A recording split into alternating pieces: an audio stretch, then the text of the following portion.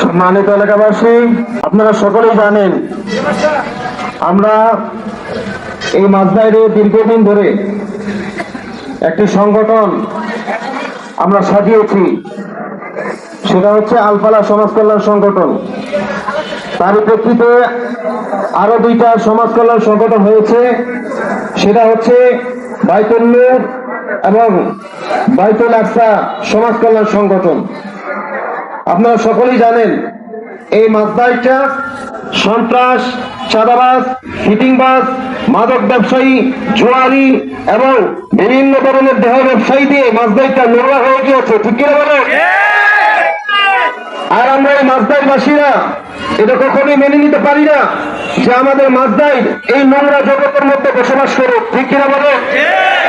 এই জন্য মাঝদাইরকে পবিত্র করার জন্য আমরা এই সমাজ কল্যাণ সংগঠন আমরা সাজিয়েছি। সাজানোর পর আলহামদুলিল্লাহ এটার ফল, এটা সুফল আমরা সকলেই এটা উপলব্ধি করতে পেরেছি।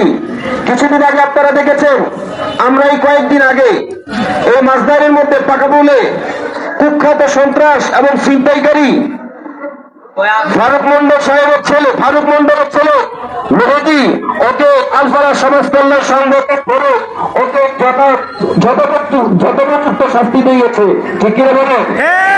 এরপর আমরা প্রশাসনের কাছে তুলে দিয়েছি।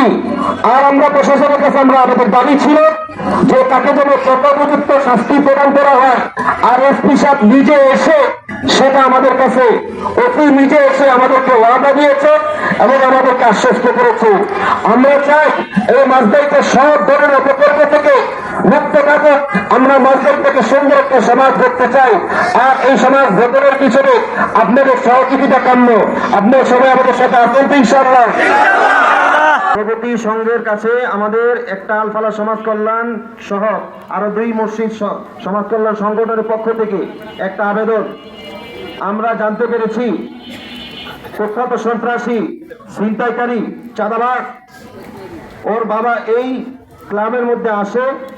আপনারা অবশ্যই এই অপরাধী এবং অপরাধীর বাবাকে তার ব্যাপারে আপনারা অবস্থান নেবেন এবং আমাদেরকে সন্তুষ্টমূলক একটা আপনারা উত্তর দিবেন ইনশাআল্লাহ। আমরা এই আশা আপনাদের কাছে চাই, পদক্ষেপ গ্রহণ করবেন ইনশাআল্লাহ। আরেকটা বিষয়, আপনারা জানেন গোটা বিশ্বের মুসলমান সবাই হচ্ছে একটা শরীরের মতো। আমরা ইদানিং দেখতে পাচ্ছি আমাদের পার্শ্ববর্তী দেশ ভারতবর্ষে মুসলমানদের উপরে হিন্দু কাট্টা এরা বিভিন্নভাবে জুলুম নির্যাতন করতেছে, ঠিক কিনা বলে? এই জন্য আপনাদের কাছে আহ্বান এবং সরকারের কাছে আহ্বান, আপনারা সরকারিভাবে একটা পদক্ষেপ এবং নিন্দা আপনারা আমাদের বাংলাদেশ থেকে জানাবেন। এবং জনগণের কাছে আবদার হচ্ছে আপনারা বিভিন্নভাবে ফেসবুক, ইউটিউব, বিভিন্ন গণমাধ্যমের মাধ্যমে এর প্রতিবাদ আপনারা জানাবেন ইনশাআল্লাহ।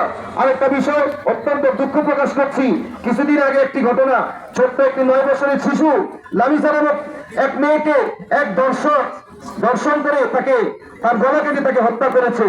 আমরা তীব্র নিন্দা এবং প্রতিবাদ জানাচ্ছি এবং সরকারের কাছে আবেদন, আপনারা পুরো বাংলাদেশের মধ্যে হাজারো দর্শকের বিচার করা দরকার নেই, একজন দর্শককে গণসম্মুখে এনে আপনারা বিচার করে দেখবেন সমস্ত দর্শকরা সোজা হয়ে গিয়েছে, ঠিক কিনা বলে?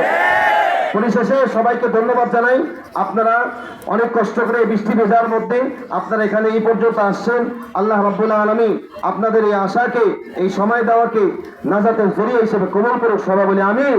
আমাদের তিন সংগঠনকে আল্লাহ তাআলা কিয়ামত পর্যন্ত টিকে থাকার তৌফিক দান করুন, সবাই বলে আমিন। ওয়া আখিরু দাওয়ানা আলহামদুলিল্লাহি রাব্বিল আলামিন। আসসালামু আলাইকুম ওয়া রাহমাতুল্লাহি ওয়া বারাকাতুহু।